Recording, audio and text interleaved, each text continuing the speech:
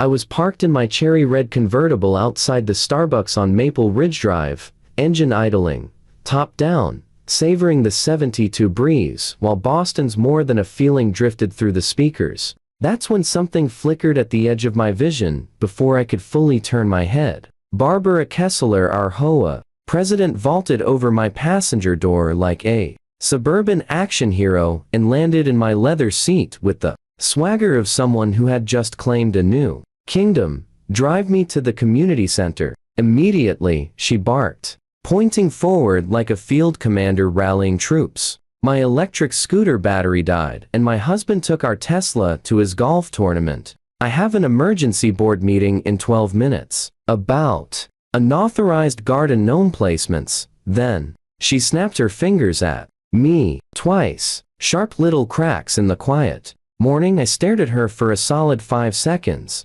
My vanilla latte paused halfway to my mouth. "Barbara," I said slowly, trying to make sense of whatever this was, "you literally just jumped into my car without permission. That's not how anything works." She adjusted her oversized sunglasses and smoothed the blazer. She always wore the one with HOA president embroidered in gold thread, like she was straightening royal regalia. As the duly elected president of Pine Valley Estates for the past 7 years, she sniffed, as if teaching arithmetic to a toddler. "I have executive transit privileges during community emergencies as stated in subsection 47B of our neighborhood covenant. Now drive. We are wasting valuable enforcement time." I carefully set my coffee in the cup holder and pulled out my phone. When the 911 operator answered, she sounded like she'd been having a quiet morning right up until I explained that my HOA president had commandeered my vehicle and refused to leave. 20 minutes later, Barbara sat in handcuffs trying to explain executive transit privileges to Officer Daniels, who looked like he was fighting to keep a straight face while reading her rights. But let me back up for a moment and tell you how I ended up with the neighborhood's most notorious HOA president being arrested in my passenger seat. My name is Mitchell Brennan. I'm a 41-year-old software developer who works from home. I moved to Pine Valley Estates 3 years ago, drawn by the mature oaks, the immaculate green spaces, and what the realtor described as a vibrant community atmosphere. What she failed to mention was that vibrant meant micromanaged by Barbara Kessler with the intensity of a medieval monarch. Barbara, 53 years old, 5'2", in her sensible pumps, carried a clipboard everywhere she went as if it were a ceremonial staff. She'd run unopposed for HOA president since 2017, mostly because anyone he even considered challenging her suddenly found themselves receiving 17 violation notices in 1 week. She once fined the Johnsons $800 because their trash cans were visible from the street for 37 minutes after the approved pickup window. She measured grass height with a ruler every Tuesday. She kept a color-coded spreadsheet of every resident's violations going back 10 years. My own issues with Barbara began innocently enough about 6 months ago, when I decided to repaint my front door. I picked a deep navy blue that looked sharp against my gray siding. The paint was barely dry when Barbara appeared on my doorstep wearing a grimace that could curdle cream. "Mr. Brennan," she announced, sounding like she was issuing a death sentence. "Navy blue is not on the approved exterior color palette as clearly stated in Section 12, subsection C. You have 72 hours to repaint it in one of the 17 sanctioned shades or face daily fines of $100. I tried reasoning with her, even showing her that my navy was nearly identical to the approved colonial blue. But Barbara pulled an actual spectrometer from her purse. Yes, a spectrometer, and proved it was 3 shades darker.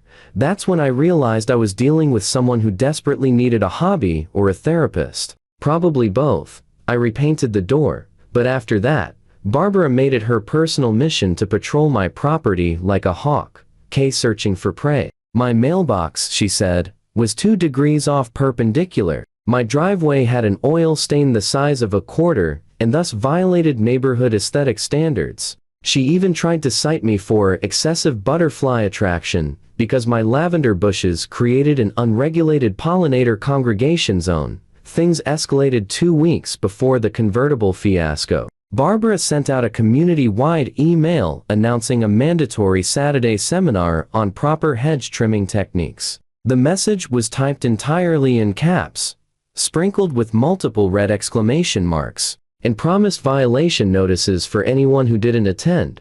I replied politely that I had a prior commitment, which was actually just my plan to sleep past AM for once. Barbara was not amused. She showed up at my door at 6:30 that Saturday morning with the portable speaker blasting the Pine Valley Estates official anthem, which apparently existed. She refused to stop until I opened the door. Still half asleep in my pajamas, I was greeted by Barbara thrusting a 150-page hedge maintenance manual into my arms and informing me that my absence had been recorded in the permanent file. I didn't even have hedges. From there, the absurdity snowballed. Monday brought a violation for automotive flamboyance because my convertible's red paint was too festive. Tuesday brought a notice for repeated top-down infractions, claiming my open roof created a draft hazard for neighboring properties. By Wednesday, she'd invented a new category, vehicular nonconformity, and tried to fine me $300.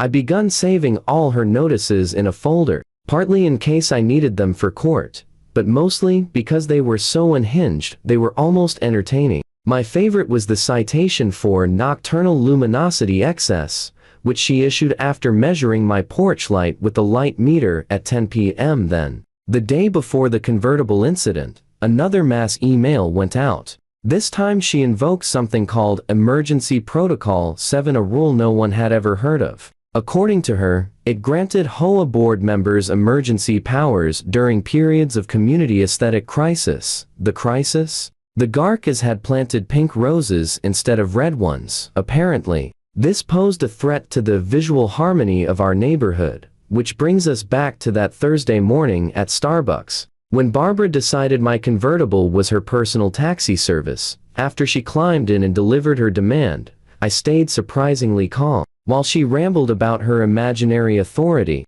I casually pulled out my phone and dialed 911. She didn't even notice until I was already speaking to the dispatcher. "Hello," I said in my most polite voice, as Barbara's expression shifted toward a dangerous purple. "I'd like to report a trespassing and attempted vehicle theft at the Starbucks on Maple Ridge Drive. The suspect is in my car and refusing to exit. She's about 5'2", gray hair in a bob, wearing a navy blazer embroidered with HOA President." "Yes, I'll remain on the line." Barbara let out a strangled shriek. "You cannot call the police on me. I am a duly elected official conducting official HOA business." She actually lunged for my phone, but I held it out of her reach. "This is mutiny. This is insurrection. I'll have you expelled from Pine Valley Estates," she screeched. "Ma'am," I said evenly, still speaking to the dispatcher, "the perpetrator is now trying to grab my phone and is attempting to assault me. Please send officers immediately." "Yes, I feel threatened." "No, she doesn't appear to be armed unless you count a clipboard." 2 police cruisers pulled up within 8 minutes, which had to be some kind of record. Officers Daniels and Ramirez approached my car cautiously, the kind of posture usually reserved for actual dangerous criminals, far more than necessary for someone whose strongest weapon was her ability to recite municipal codes by heart. Officer Daniels, a tall man with kind eyes and a mustache that seemed transported straight from the 198OS, leaned against my driver's door. "Good morning, sir," he said professionally. "You reported someone trespassing in your vehicle?" I nodded and gestured toward Barbara, who was sitting stiffly, arms crossed, glaring at everything within 50 feet, as though the universe itself had personally offended her. Daniels circled around to the passenger side. "Ma'am, I need you to exit the vehicle." Barbara straightened her blazer and tilted her chin up as if preparing to deliver a royal decree. "Officer," she began, using the tone she usually reserved for scolding homeowners about trash can placement, "I am the president of the Pine Valley Estates Homeowners Association, and under subsection 47B of our community guidelines, I have full authority to requisition resident vehicles during declared emergencies." She produced a laminated card from her purse and waved it like it was her badge of office. "I have jurisdiction here. Officer Ramirez, who looked like he was maybe 12, but was probably a fully trained 25, turned away slightly to hide a grin. Officer Daniels, to his credit, kept a straight face. "Ma'am," he said calmly, "that's not how the law works. HOA rules don't override state or federal laws. Exit the vehicle now, or you will be placed under arrest for trespassing."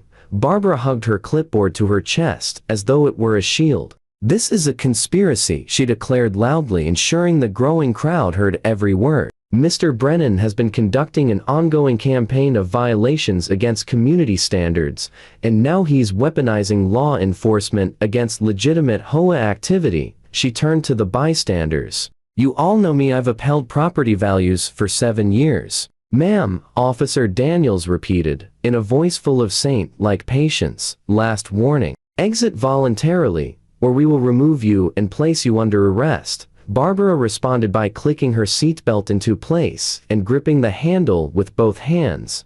Daniels sighed. "Very well. Ma'am, you're under arrest for criminal trespassing and attempted unauthorized use of a motor vehicle." What followed was the most dignified yet absurd arrest I've ever seen. Barbara refused to unbuckle, forcing Officer Ramirez to reach across her while she shouted about HOA sovereignty, which, just to be clear, is not a real thing. Once they finally extracted her from my car, she demanded that the officers allow her to file a formal complaint with the HOA board before they took her to jail. Daniels gently informed her that she'd have plenty of time for complaints at the station. As they cuffed her, Barbara managed to turn back to the crowd, shouting, "Contact Vice President Reynolds. Tell him to activate Emergency Protocol 7. Document this illegal detention. Check subsection 47B. Several people were filming, but definitely not in support. The story hit our neighborhood's social media page within hours. Someone uploaded the video with the title, "HOA President Attempts Grand Theft Auto, Gets Arrested Instead." It racked up 300 comments in the first hour. Turns out I wasn't the only one who'd suffered under Barbara's reign. Residents began sharing their own outrageous fines and fabricated violations. Tom Morrison described being fined for aggressive lawn maintenance because his grass was too green. Sarah Kim posted a citation for unauthorized squirrel feeding because squirrels visited her bird feeder. The Hendersons admitted they'd been written up for excessive holiday cheer for leaving Christmas lights up until January, to end apparently 2 days past the acceptable festive window. The emergency HOA board meeting Barbara was racing to still happened, just with a drastically different agenda. Vice President Reynolds, a mild-mannered accountant who'd taken the job only because no one else wanted it, called the meeting to order in Barbara's absence. First item, her immediate suspension pending criminal proceedings. The vote was unanimous, even from board members who had previously been too intimidated to oppose her.